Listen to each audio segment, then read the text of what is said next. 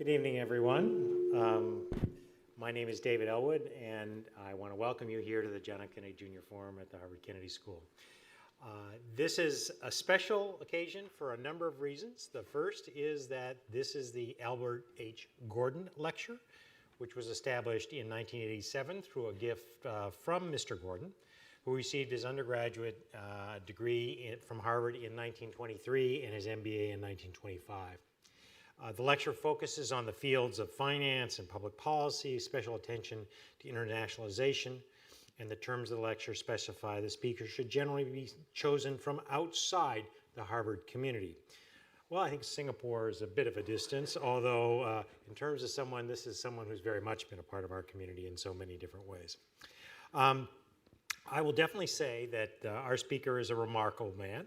He's Kishore Mahbubani's career in public service spans government, academia, and exemplifies the commitment of advancing the greater good, spirit of innovation that we here strive for. He graduated with first-class honors with a degree of philosophy from the University of Singapore. He then went to Delhousie University in Canada, where he received a master's in philosophy and an honorary doctorate. He's also spent a year here as a fellow at the Center for International Affairs at Harvard University. Now, he entered his first part of his career was with the Singapore Foreign Service, where he served between 1971 to 2004. He's had postings in Cambodia, and he actually served during the war in Cambodia there, 1973 to 74. Malaysia, Washington, D.C., and New York. He served with two stints as Singapore's ambassador to the UN and as president of the UN Security Council. He was a permanent secretary at the Foreign Ministry for 5 years. And then he became a dean of a public policy school, everyone's dream job. Sure, he was president of the UN Security Council, but indeed, he became dean of Singapore's Lee Kuan Yew School of Public Policy, interestingly enough, about the exact time I became dean here. Now, I think I know a thing or two about what it means to be a dean in a school with a name of an iconic public figure of whom the nation is proud.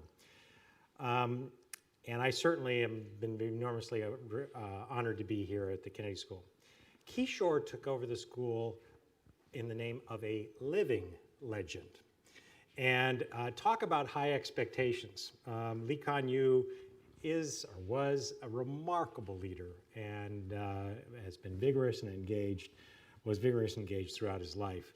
He was one who believed very deeply in the power of education and the notion of a strong, merit-based, highly accountable government with essentially no corruption to be tolerated at any cost. And Kishore took over that role of running a school with a living legend, and honestly, the Kennedy Schools enjoyed a very close relationship with the Lee Kuan Yew School for many years, including through the Lee Kuan Yew Fellows Program, in which mid-career students in public management from the LKY School spend a semester here as residents. We've benefited immeasurably from that association, as well as learned so many lessons from watching Singapore emerge as a remarkable nation at a remarkable time. And I, too, have had this enormous pleasure of getting to know Kishore. I remember the first time I met him, and it was in Davos. And again, we had just both become deans. I think we were both a little concerned about, I'll just be straight, I was scared. Here's this guy, and so we sort of compares, what we've done before. And, so I'm meeting this guy who's, I was, president of the Security Council, ambassador UN, various things and so forth. I said, well, I studied poverty. And in fact, a great friendship was born. And throughout the years, we've spent a great deal of time together and so forth. Obviously, Lee Kuan Yew, the remarkable leader of Singapore, passed away very recently at the age of 92. And we certainly share the grief of all the people in Singapore, and what a remarkable man he was. I would also just say that one of the things I comforted myself when we were meeting in that first time in Davos was, well, okay, but I'm going to lead the Kennedy School and so forth, and We'll just see what he does after he becomes dean. Well, what he just did was write book after book after book that was on the bestseller list, that was talked about, argued about. These include The Great Convergence, Asia, the West, and the Logic of One World, a series of books including Can Asians Think, and constantly he has pushed and challenged us to think about what a world will look like when the center of gravity shifts from the United States and the West to the East. And indeed, now there's all kinds of talk about what's next for Singapore, and his forthcoming book here, Can Singapore Survive, is about it. It is no surprise that this man who's done so many remarkable things, both in running an institution and in his writings, was listed by the British Current Affairs magazine Prospect as one of the top 50 world thinkers in 2014, and he's won so many different awards, I cannot mention them. But I think the simplest way to frame this is to indeed say, Kishore is by far the best way to answer the question posed provocatively in your book, Can Asians Think? So with no further ado, Kishore Mahambani.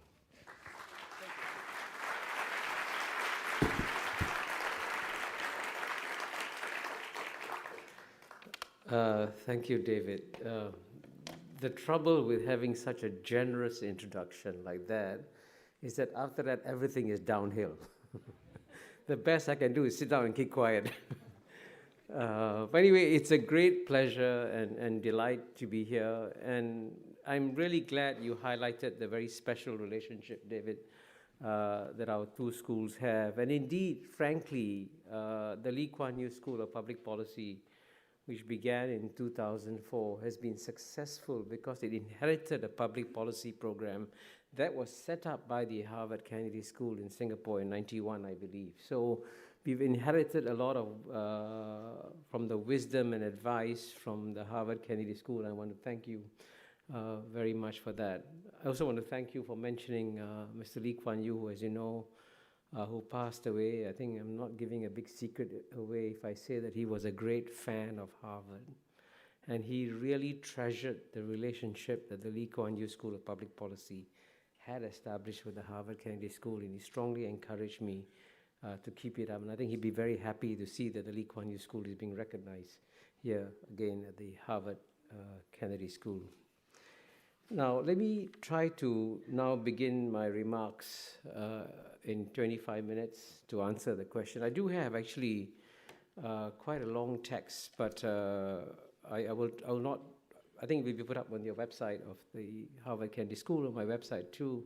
What I'll give you is a kind of a summary of the lecture. But let me start at the beginning by saying that, you know, in America, I know you begin with a joke. Unfortunately, we Asians, we don't have jokes. I think the title of my next book will be Can Asians Joke? But I'm going to steal, frankly, literally, a joke that was told by one of my predecessors in this Albert A. Gordon series. His name was Richard Fisher. And this is how he began his lecture when he gave this Gordon lecture in 2009. He said, quote, "Yesterday morning as I got on the plane to fly up here, I turned to Nancy and I said," his wife Nancy, and said, "In your wildest dreams, do you ever envision me following in the footsteps of Mikhail Gorbachev, George H.W. Bush, David Rockefeller, and Ban Ki-moon in giving the Gordon lecture at the Kennedy School?" And Nancy replied, quote, "I hate to let you down, Richard, but after 35 years of marriage, you rarely appear in my wildest dreams."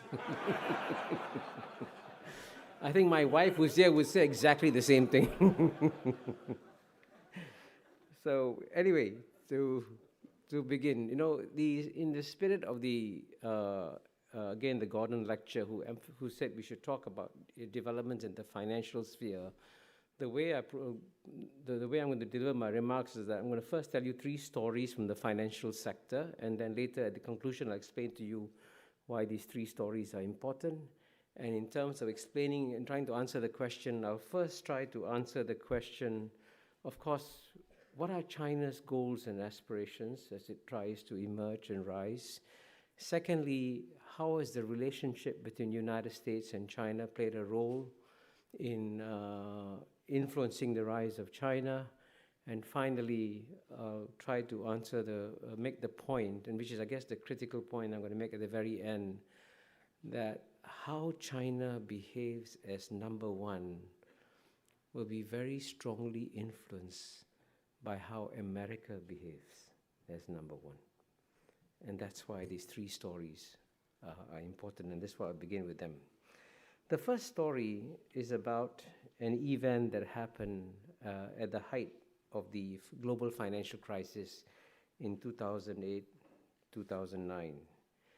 And until that financial crisis came about, the Chinese were very happy that they had developed an interdependent relationship with the United States of America, so that while China relied on America to sell its exports and to buy its products, America in turn relied on China to buy U.S. Treasury bills and to make sure that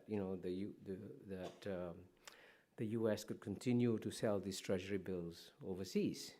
So they both felt that, as Tom Friedman said in one of his columns, that they were joined at the hip in a mutually interdependent relationship. And indeed, I can tell you this, as a matter of fact, at the height of the crisis, when things looked really bad, the Bush administration actually sent an envoy to Beijing in 2008 and said, please continue buying US Treasury bills, because that's what we need to preserve global financial stability. And the Chinese were happy to do so, and I suspect the Chinese even felt a bit smug. See, the Americans depend on us. But then, lo and behold, about a month later, in a move that completely shocked the Chinese, the US Fed announced the first round of QE measures in November 2008.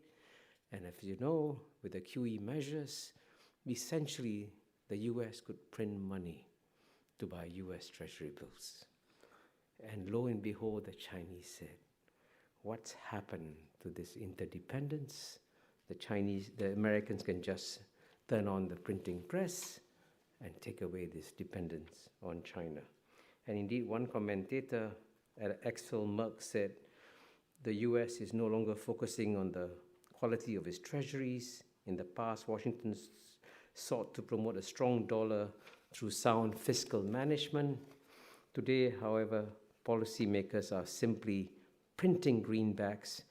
And Merck said that by relying on the Federal Reserve's printing press, the US has effectively told other nations, it's our dollar, but it's your problem.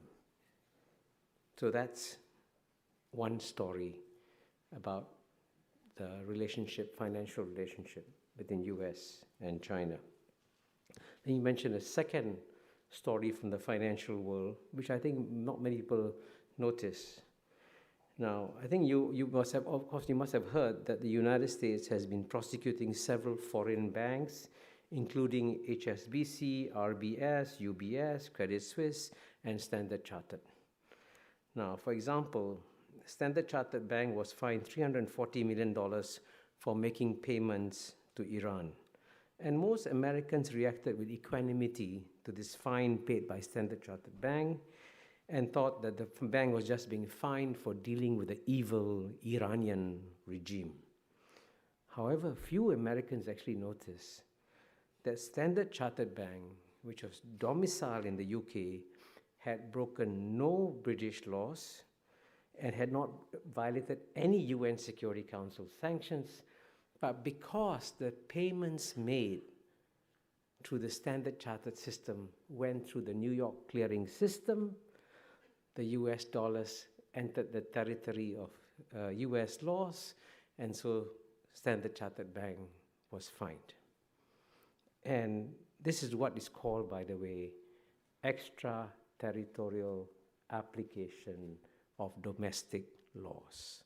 Again, remember this story when I come to the conclusion. And the third story is about the SWIFT system, SWIFT. I think many of you may know what it is. It's a system for clearing payments between countries. I think it's centered in Brussels. And when things got very rough between the United States and Russia, recently, as you know, the United States said that it might consider denying access to Russia to the SWIFT system. And in a column by Fareed Zakaria, one of our mutual friends, a graduate of Harvard, he described the Russian reaction to the possibility of being denied access to the SWIFT system. And interestingly enough, most of us, when you look at Russia, we think Putin is the bad guy, Medvedev is a nice guy, good guy. But there was a good guy, Medvedev, who said, the Russian response to any denial of access to SWIFT will know no limits. So clearly, again, this was a global system for clearing payments, and the United States was trying to use it for either for bilateral relations in terms of punishing Russia. Now, these are the three stories I'm telling you at the beginning, and I'm going to conclude with these stories at the end. Now, first of all, let me now answer the three questions that I mentioned earlier. First, what are China's goals and aspirations as it emerges as number one? And here, the most obvious point that I need to make and emphasize at the outset is that even though China, as you know, is still run by the Chinese Communist Party, I can assure you of one thing: the Chinese leaders, unlike Stalin or Lenin or Khrushchev, have no desire to prove the superiority of the communist system. In fact, as you know, Khrushchev famously said in November 18, 1956, whether you like it or not, history is on our side, we will bury you. Now, the Chinese don't have the kind of aspirations that the Russians had to in any way prove the superiority of the communist ideology. So if it's not communism that they're trying to promote, what is it they're trying to promote? And the simple answer is that they would just like to revive Chinese civilization. Indeed, if there's one thing that motivates the Chinese leaders, it is their memory of the many humiliations that China has suffered for over a century, as you know, from 1842, the Opium War, to roughly 1949, or you can even go beyond that. And the one thing that drives the Chinese is a simple credo which says, no more humiliation for China. That's the great motivation. And indeed, Xi Jinping, when he spoke to UNESCO in March 2014, this is what he said are the goals of the Chinese people. He said the Chinese people are striving to fulfill the Chinese dream of the great renewal of the Chinese nation. The Chinese dream is about the prosperity of the country, the rejuvenation of the nation, and the happiness of the people. It reflects both the ideal of the Chinese people today and our time-honored tradition to seek constant progress. The Chinese dream will be realized through balanced development and mutual reinforcement of material and cultural progress. Without the continuation and development of civilization or the promotion and prosperity of culture, the Chinese dream will not come true, unquote. And I think in those few sentences, he brilliantly captured what is the heart of the aspirations of the Chinese people, to move away from an era of having been humiliated for a long time to an era where they once again feel proud about Chinese civilization and what it can accomplish. And indeed, if the CCP, the Chinese Communist Party, could change its name to CCP, the Chinese Civilization Party, then I think it would be a more accurate description of the goals and aspirations of the CCP. But of course, while this may be the motivations, many in the West continue to believe that China's approach is flawed because it is not changing its political system. And you can read in, whatever, Wall Street Journal, New York Times, Economist, there's this constant belief that the best thing that can happen to China is to have a collapse of the Chinese Communist Party and have a democratic system. The one slightly provocative point I'm going to make here is be careful what you wish for.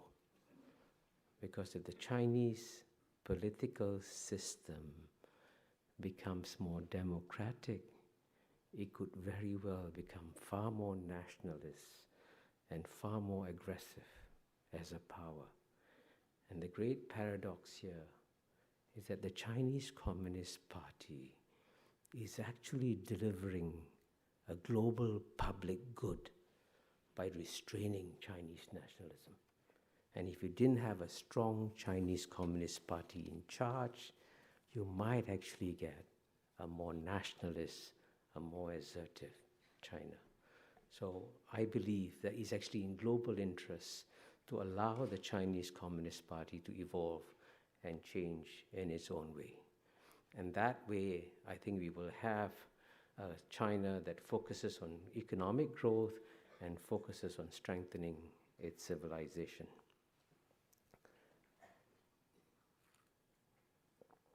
Let me now turn to the second question I said I would discuss, which is US-China relations, because clearly the relationship between the world's number one power, which today is United States, and the world's number one emerging power, China, is a key dynamic.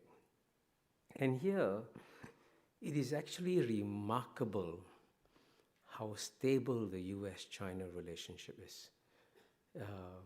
In theory, when the world's number one emerging power is about to surpass the world's number one power, and as you know, in PPP terms, China did surpass the United States in 2014, you should be seeing naturally, logically, and I think Steve Wall might agree, rising levels of tension between US and China. But instead, quite remarkably, we're seeing a very stable and indeed a calm relationship. And of course, the question is why. And here I think we have to pay a lot of tribute to the United States for having managed very well the relationship with China. If indeed the United States has been remarkably benign over the years towards China, starting from the days of 1990s. I mean, of course, starting from the Cold War and Kissinger's trip and America's efforts to bring China on board in the Cold War alliance against the Soviet Union, and then opening up the American market, as I mentioned earlier, to Chinese products. And even after the Tiananmen episode of 1989, when relations between US and China could have taken a nosedive, US-China relations continued in an even keel. Actually, I remember vividly in 1992 listening to the election speeches of Bill Clinton when he said famously in his campaign, "I will not coddle the butchers of Beijing if I become president of America." And when he became president, we could have very well seen a sharp nosedive in the relations between US and China. Instead, to my surprise, and I actually saw this in my own eyes, in November 1993, at the first APEC leaders meeting, which was held in Blake Island off Seattle, That's the first time that Bill Clinton and Jiang Zemin met face to face. And I could see that Jiang Zemin was incredibly uncomfortable, tense and nervous, and trying to figure out what the US president would do to him in this small, close meeting where I was present. And to Jiang Zemin's surprise, and to my surprise, Bill Clinton coddled the butcher of Beijing. And it was a very wise decision on his part. And by the end of the day, if you had watched the body language of Jiang Zemin and Bill Clinton, amazingly, they were almost good friends at the end of the day, reflecting the great charm of Bill Clinton at the time. But this pattern has continued. United States has helped China by getting it into WTO. The United States has helped China by being sensitive on Taiwan, and indeed coming down very hard on the leaders of Taiwan when they tried to push for independence of Taiwan. So these are various ways in which the United States has demonstrated its wisdom and generosity towards the Chinese. And of course, speaking in Harvard University, I have to mention it is actually quite remarkable that the world's #1 power is training the elite of the world's #1 emerging power by allowing it to send 275,000 students to come and study in American universities. I think future historians will be wondering, why was America so generous in supporting the rise of its #1 emerging power? But all this have led to this geopolitical miracle that we have today, where you have a stable relationship between US and China. And also, by the way, I also have to mention that Chinese themselves have been very careful and sensitive, and from time to time actually bent over backwards to keep the relationship on an even keel. I was just in Belgrade literally 2 weeks ago, and it's the first time I've gone to a modern city and saw the results of bombing by NATO on skyscrapers. And of course, Belgrade is significant because, as you know, the Chinese embassy in Belgrade was bombed in 1999. Almost all Americans I speak to believe that it was obviously an accident. But 100% of the Chinese I've spoken to are convinced it was deliberate. But despite the fact of their belief that it's deliberate, they swallowed the humiliation and said, our relations with the US are far too important. We will swallow our humiliation this time and proceed. So both sides, you can see, have made an effort to keep the relationship on an even keel. So all this brings me to my third part. How American behavior and actions will have a significant influence on China's role as a #1 power. And here I must confess to you, in all honesty, that even though I'm normally quite provocative in things I say, I feel a certain trepidation here in saying some of the things that I'm going to say in this section. Because as you know, very famously, Bob Zoellick, many years ago, called on China to emerge as a responsible stakeholder of the global system. But when he made that call, I think he assumed that, of course, the United States is a responsible stakeholder of the global system. And the hard part here is to try and tell an American audience that's not how the United States is often perceived overseas. And that's why I told the 3 stories from the financial sector at the beginning of my lecture, because the rest of the world quite often sees the United States acting unilaterally, acting in its own interests, and often at the expense of global interests. And David mentioned that I've been the ambassador to UN twice. I was there. I've served there for almost 10 years.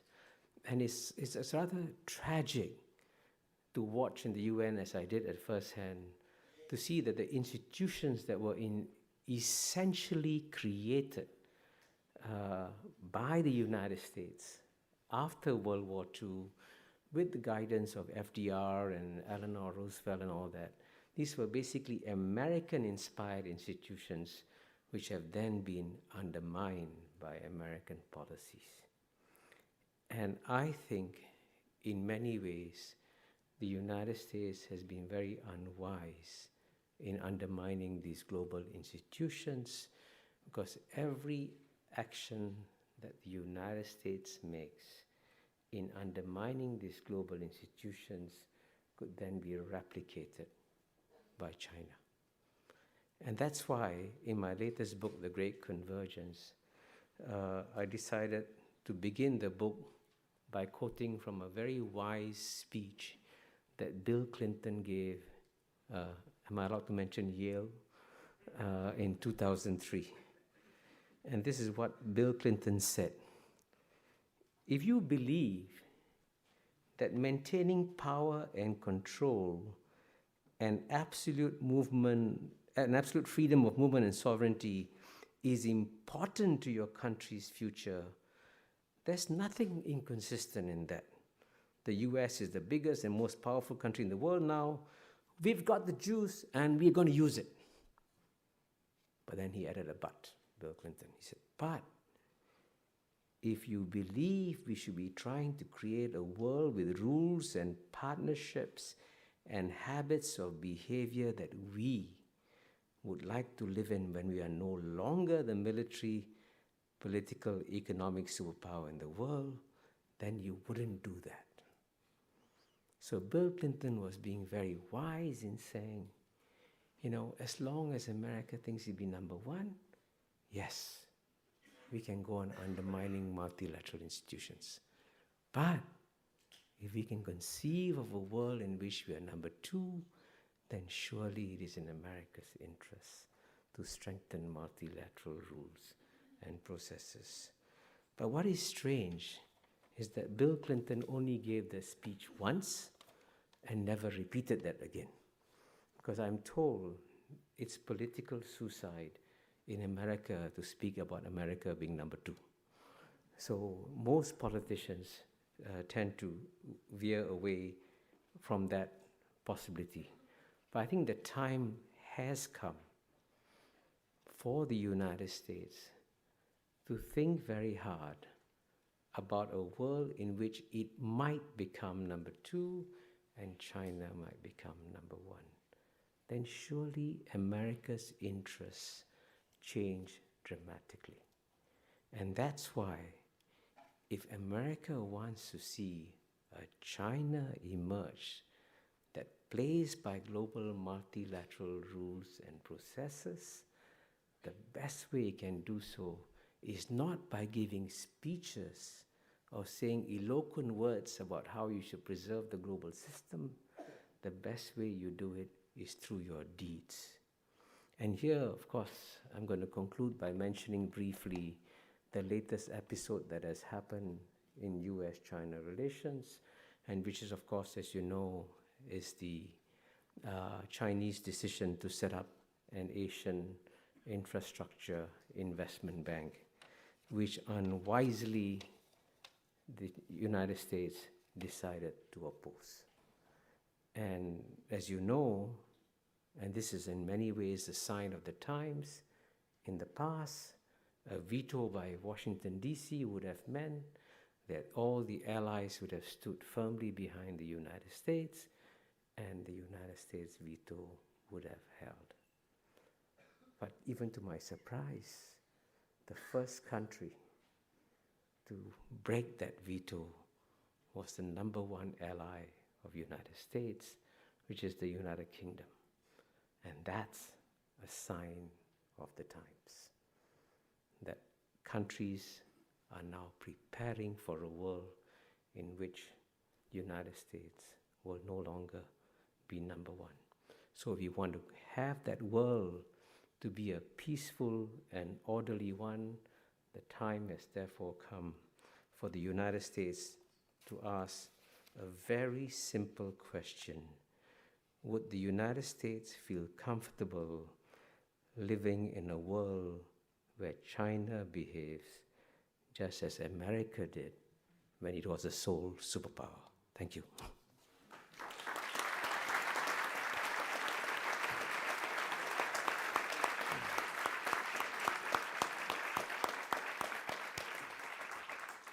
Thank you, Kishore. So we now have time for questions. As you all know, there are microphones in 4 locations, one here, one right there, one there, and one there. And the characteristics of a good question at the Kennedy School have 3 characteristics. 1, you identify yourself. 2nd, it is short and has but 1 point. And 3rd, it ends with a question mark. So why don't we start right over there? Good evening, sir. My name is Nico. I'm a mid-career student here at the Kennedy School. I'm also the co-founder of the Future Society at the Kennedy School, which is a new student club. And my question regards the role of China, the future role of China in the Middle East. We've seen the Middle East being the big area of tension for the past decades.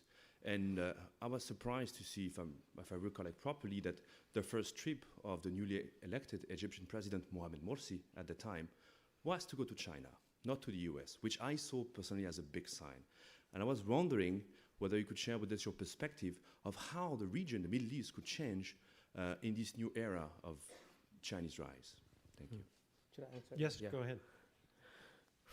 I mean, this is actually a very difficult question to answer because, I mean, the tragedy about the Middle East is that it is the great exception in a world, as I try to demonstrate in the Great Convergence, which is actually prospering and doing very well.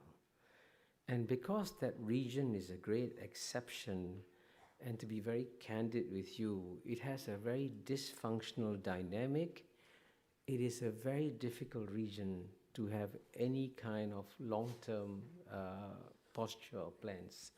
I am very confident that the Chinese want to see stability in the Middle East, but the Chinese will never try to play the role of the United States, which is to go in there and intervene directly and try to influence the political development either inside countries, as with the invasion of Iraq, or in the relations between countries and so on and so forth. So when the Chinese emerge, the one thing they will not try to do is to try and replicate American policies in the Middle East. So next question is right over here. Do note there's microphones here and here, and since I just go around, if you're standing in line, head to one of the other microphones. Hello, my name is Patrick. Thanks so much for this very thoughtful and inspiring talk. As a German, I try to be the diplomat between the US and China. So my question is, how can millennials contribute to, as Kissinger would say, a peaceful coexistence between the US and China? I think the millennials have an enormous contribution to make. And the first thing they should do is read my book, The Great Convergence. And I'll tell you, and it's a serious point I'm making here. I mean, I'm selling my book, but I'm also making a very serious point. The one key point that many people have not understood is that there are many respects in which the world has changed fundamentally. But one way in which it has changed fundamentally is that, and I use a simple boat metaphor to explain this change. In the past, when 7 billion people live in 193 separate countries, it was as though they were living in 103 separate boats with captains and crews taking care of each boat and rules to make sure the boats didn't collide. Now that's the old world order. Now what's happened is that the world has shrunk and it's become small, dense, interdependent. So the 7 billion people in the world no longer live in 193 separate boats. The 7 billion people literally live in 193 separate cabins on the same boat. But you have captains and crews taking care of each cabin, and no captain or crew taking care of the global boat as a whole. And that's why you have global financial crisis, that's why you have global warming, that's why you have global terrorism, that's why you have global pandemics happening also. So I think my generation's problem is that we've got so used to the idea that the only way you solve the problems in the world is by getting independent sovereign countries to talk to each other and resolve the problems. But the world has changed so much that our ideas about how to handle the world of tomorrow are still bound by in fact, it's bound by 17th century Westphalian concept. So the millennials have to persuade the leaders of all the countries that the things that make us interdependent in the world are far greater than the things that divide us. And you've got to find a way of throwing away all the textbooks you use in the Harvard Kennedy School and write new textbooks. So it's very clear, we should put your textbook number one. There we are. Right here, please. My name is Malik Siraj. I'm a mid-career MPA student here at the Kennedy School, and I'm a big fan of yours. I'm so glad to see you. My question is, I've been following your readings and Thomas Friedman and Fareed Zakaria, everybody talking about the post-American world.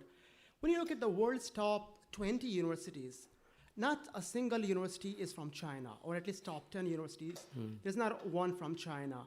You see, universities are not like stadiums that you're preparing for Olympic Games. It takes you 10 years to prepare stadiums.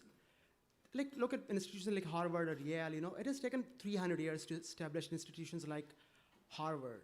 How is China planning to fill that gap of universities? Because like you so religiously talk about the power of higher education of institutions. So how is China going to address that issue if it's going to be the world #1 power when like not a single university from China ranks among the top 10 universities in the world? Yeah. Well, since I see quite a few questions, if you don't mind, I'm going to give very short, quick answers. Firstly, I'm very pleased to inform you that I think about 2-3 weeks ago, the New York Institute for International Education, IIE, came out with a new book called Asia as the Next Higher Education Superpower. And the introductory essay was co-written by me and a fellow author, the provost. Please read that essay because it actually gives you a lot of data to talk about trend lines. Yes, it's true that the largest, the best universities in the world are still in America, and so it'll take some time, but the trend line is very powerful in terms of development of new universities, institutions of higher education, and so forth.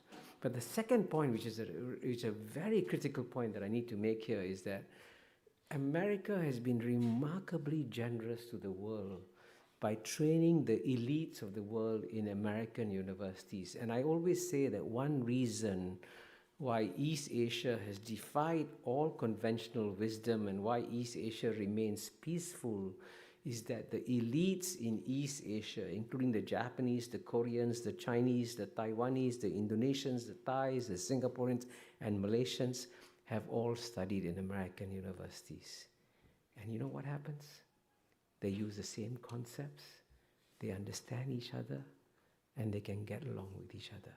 Now, this is a remarkable contribution that American universities have made towards peace in East Asia that no one has fully recognized. So it's in fact good for the world that America retains the best universities as long as it continues to train the best minds from the rest of the world in these universities. Right up here. Thank you very much. My name is Peter Wu. I'm a junior at Harvard College. My question is, when China, or if China becomes #1, what is the future for Hong Kong and the future for Taiwan? Well, I think both will do very well. I mean, and for the simple reason that, there is what I call a rising tide of prosperity in the region. Now, they will have short-term political challenges. I mean, Hong Kong, unfortunately, never ever developed the art of managing and resolving political disputes and so on and so forth. So it's going through a painful learning phase. And the same way, I think in Taiwan also you might have short-term political problems, but by and large, both will remain more or less as autonomous economic entities benefiting from the growth of the region. And I want to emphasize, since I come from Singapore, and Singapore and Hong Kong are seen as competitors all the time, it is actually in Singapore's national interest to see Hong Kong thrive and succeed, because we need competition from another city-state, and therefore we can both do equally well. Right up here. Hi, my name is Chi, last name Jai. I work for the internal think tank unit of a large American company. Thank you for presenting a view that perhaps not to the sophisticated audience here at Kennedy School, but I think perhaps in the US in general, that is a little bit different. I follow non-Western, specifically Chinese press as well, and I think the point of view that you presented is quite normal from a non-Western press coverage point of view. But if we look at the average Western press and the public discourse here, and hence policy here, that point of view perhaps is odd. Just like you highlight with the Belgrade embassy bombing, we can actually have US and China looking at things from two totally different angles.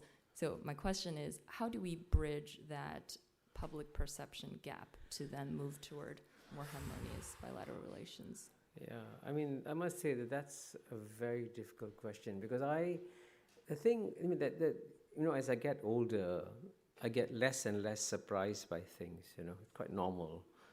But one thing that's really surprised me is that on the one hand, the United States has clearly the freest media in the world, the best financed newspapers, the best financed television stations in the world.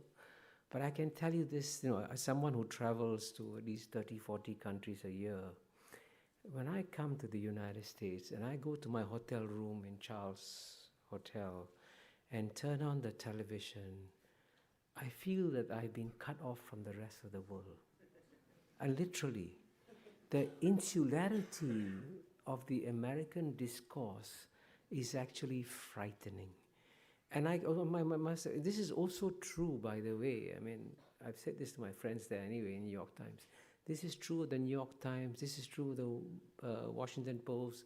This is true of the Wall Street Journal. There is an incestuous, self-referential discourse among these newspaper journalists and so on and so forth.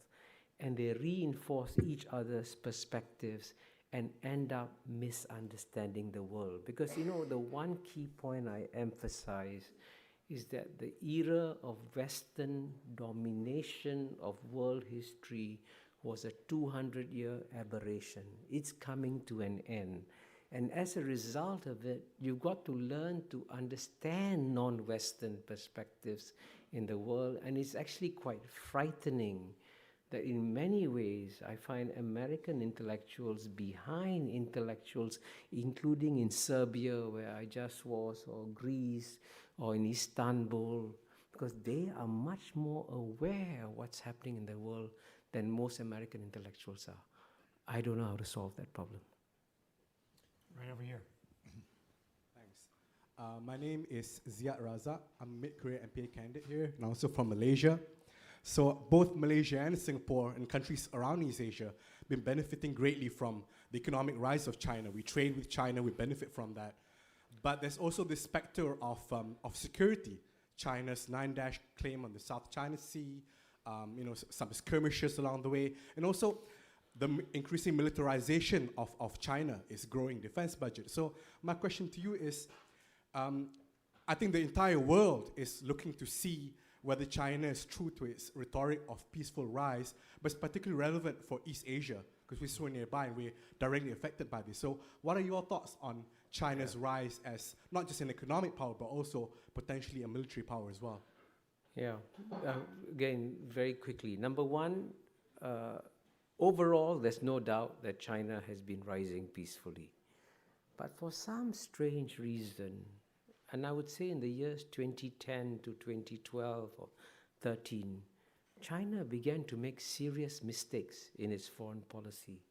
The one big mistake it made, for example, was when the Japanese arrested the captain of a Chinese fishing trawler. The Chinese put enormous pressure on Japan to release the captain, and they succeeded.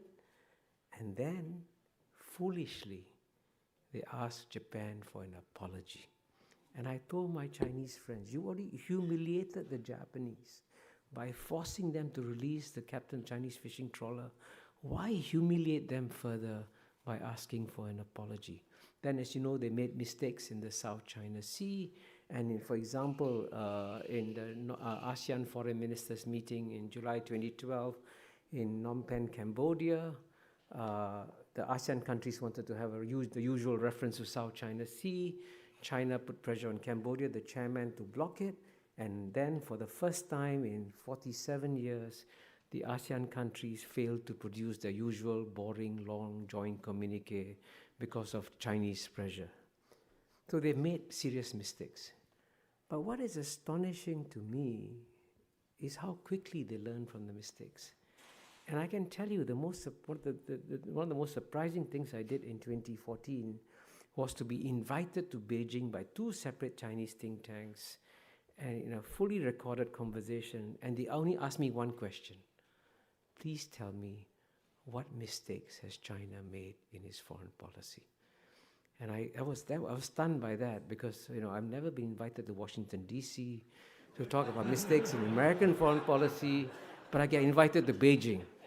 I mean, that's a sign of the times, that is how different the world is today. So I think the Chinese, I want to emphasize one point. The Chinese themselves have not clearly made up what kind of power they want to be, and they are torn by contradictory impulses. And that's how we react to them, how we act as a role model for them, that will make a huge difference. And here in the area of the military, I can tell you one key point I keep saying: it is now in America's national interest to stop aggressive naval patrolling 12 miles off China's shores, because if you do that 20 years from now, there'll be aggressive Chinese naval patrolling 12 miles off California shores. Let's not push for that. Let's work towards a new world where we no longer have to use the military. And I think at the end of the day, there will be no war between the United States and China. Why not gradually de-escalate the military competition? I think it can be done. Right over here. Thank you, David, and thank you, Kishore, for the great presentation. My name is Xing Chai Zhang. I'm from China. It's a great honor to have this opportunity to talk about, to ask questions. I'm the founder of My Lab Tea company, and my question is: you talk about Mr. Xi Jinping and talking about our purpose to revive our culture. So, what do you think is China's core culture, and how Chinese core culture can contribute to the world, and what we can learn from other civilizations through this process? Thank you very much. Well, I suspect there are many more experts in this room here on Chinese culture and civilization, but I can tell you that there are obviously many roots of wisdom in traditional Chinese culture. And I'm actually hoping that, if you look back over the longer history of China over the past 2,000 years or so, it's actually surprising how few military adventures the Chinese had overseas. And in general, they have actually, as you know, within the Chinese Confucian ethos, the guy who's a soldier is at the bottom of the value chain, right? So maybe developing an ethos in which the military is not so important is one possible thing that can emerge from Chinese culture and civilization. But you'll see things coming in many areas. For example, in the medical area, I think Chinese medicine will become more and more important. And just as, the Western medicine looks at the human body and tries to slice it up and looks at your kidney and looks at your liver and looks at your heart, the Chinese look at the whole system of the body and say, let's figure out the whole system.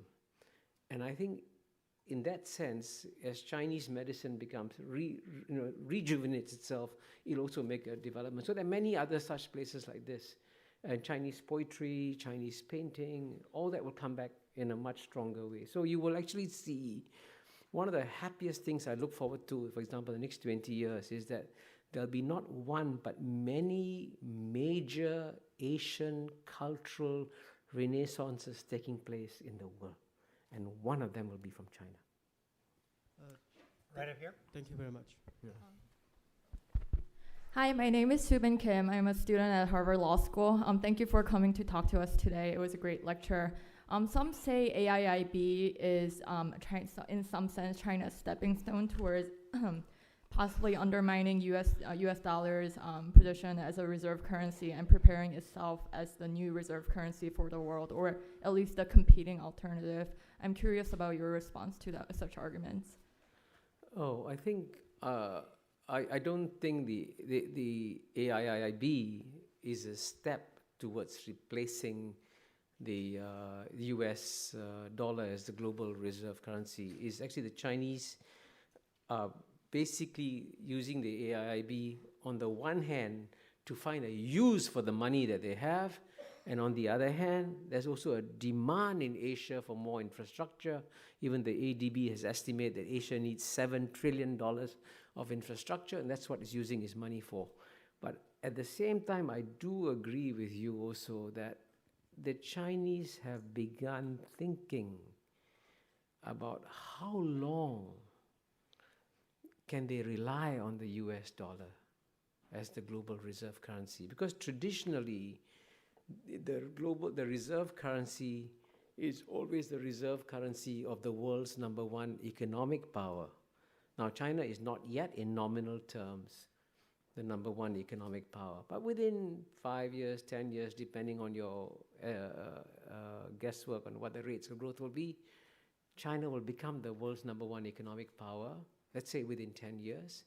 And then in that world, if you have a world in which China is the #1 world economic power and the US dollar remains as the global reserve currency, that will be a major global contradiction. So it's actually better for us now to find a solution to that global contradiction before it becomes a big problem, because this will definitely be a big problem 10 years from now. Right over here. Yes, my name is Charles Data. I'm a student here at the Kennedy School. Arguably, in the era of US superpower, democracy could be argued as the main value that the US has been pushing around the world. How about when we imagine the day that China will be a superpower, what do you think will be the main agenda that will be pushed around the world? Okay, let me begin with the good news. They will not ask any country in the world to set up a communist party. I guarantee you that. I actually believe in the long run, China itself will eventually become a democracy. The destination is not in doubt. It's only the route and timing that you take. And I can tell you the Chinese learned so much from the collapse of the Soviet Communist Party, because the Soviet Union went overnight from a communist system to a democracy. The Russian economy imploded, became smaller than Belgium. Infant mortality rates went up, life expectancy came down, and the Chinese saw that and said, we don't want to see that in China. So they will not make an immediate transition towards democracy, but in the long run, I think they'll move in that direction. But unlike the United States of America, the Chinese do not believe in proselytizing their beliefs. They do not believe that you have to copy or emulate them to succeed. And they also believe that it is far better for people to admire and respect them for their deeds rather than to pay attention to their words. So in a sense, we will have a very different world when the world's #1 power in the world is no longer a missionary power in the world. Right over here. Irv Plotkin from a technological institution down the river. My question is similar to the one that was just asked.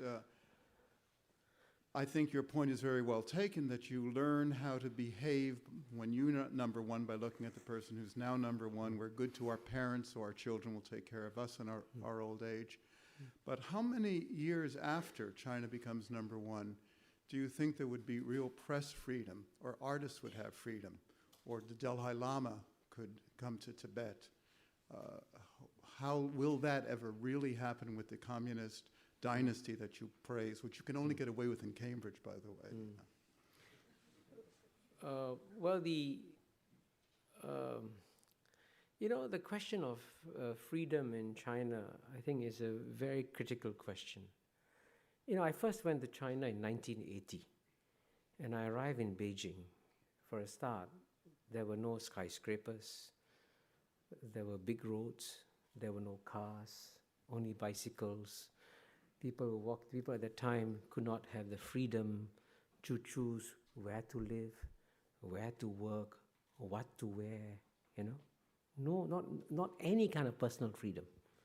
Today, you go to China, the Chinese people can choose where to live, where to work, what to study, what to wear, where to go. And you know, when I first went to China in 1980, there wasn't a single Chinese tourist leaving China.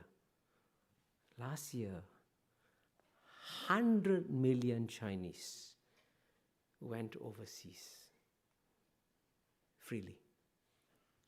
And 100 million Chinese returned to China freely.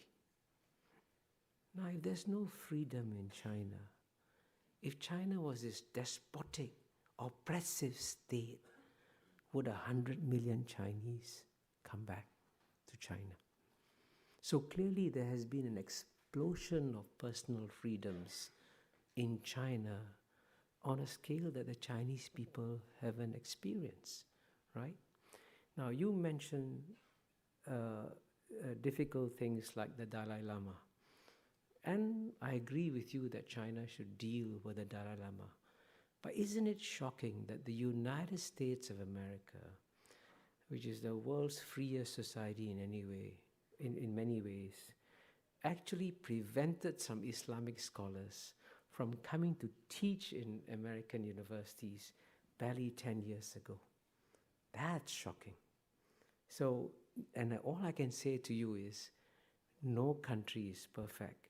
Every country has got to learn to improve itself.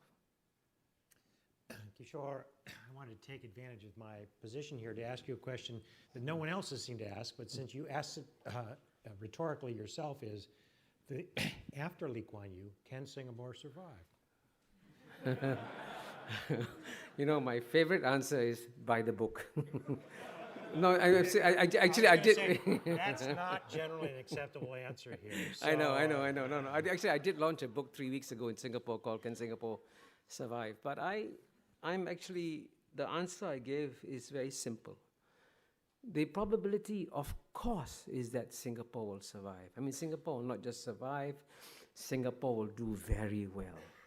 Because, you know, Mr. Lee Kuan Yew and the founding leaders of Singapore created some of the strongest institutions in the world in some areas. The quality of mind of the Singapore civil service, I think, is number one in the world. The quality of mind of the Singapore judiciary is also probably number one in the world.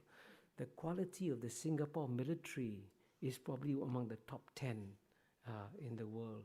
Singapore's education system is already ranked among the top 3 or 4 in the world. We have the world's best airport, the world's best functioning port. So we have created a whole ecosystem of excellence in Singapore.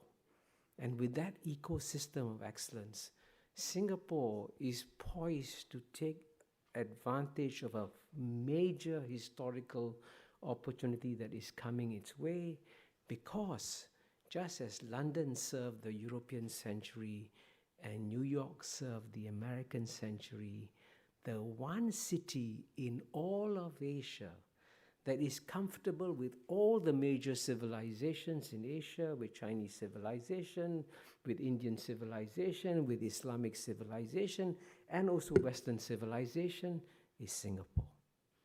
So Singapore is going to become the New York of the Asian century. So it's a great time coming ahead for Singapore. But, okay, right there. My name is Ihab Al-Gamal. I'm a mid-career from the troubled area of the Middle East. My question to you is that, do you have any doubt about China's economic growth going forward? So the rise to the number one is based on a wondrous story of 8% growth year over year. Yeah. Demographically, there's a lot of challenges in the economy. Do you see this story really continuing to become the nominal number one in the world? Yeah, I'm really glad you raised that question, because I've been here for 48 hours, and I must say almost every person I met in Harvard, the first question they ask me when we talk about China is, can China sustain its economic growth? And of course, it's possible that there could be a massive slowdown in China. They could go to grow at 3-4% or whatever. So that's possible. But if I was a betting man, I'm prepared to take bets with you all that I think China will be able to sustain growth of 7%. Now, there's a very good reason why the Chinese have decided to slow down their economic growth, because they are now shifting from one model of economic growth to another model of economic growth. They used to rely a lot on export-led growth. They can no longer do that because they're no longer the big markets in the West that they can rely on. They're trying to switch to an internal consumption-led growth. And it takes time to do that. And if you are running a fast train around a corner, it's best to slow down and do that. And secondly, if you look at the amount of investments that China has put in, the infrastructure, the world-class infrastructure that China has built in their ports, airports, roads, rail, and so on and so forth, that kind of world-class infrastructure reaps dividends. Plus, the Chinese Communist Party is in many ways one of the most meritocratic organizations in the world, and the quality of mind of key Chinese policymakers has never been as good as it is today.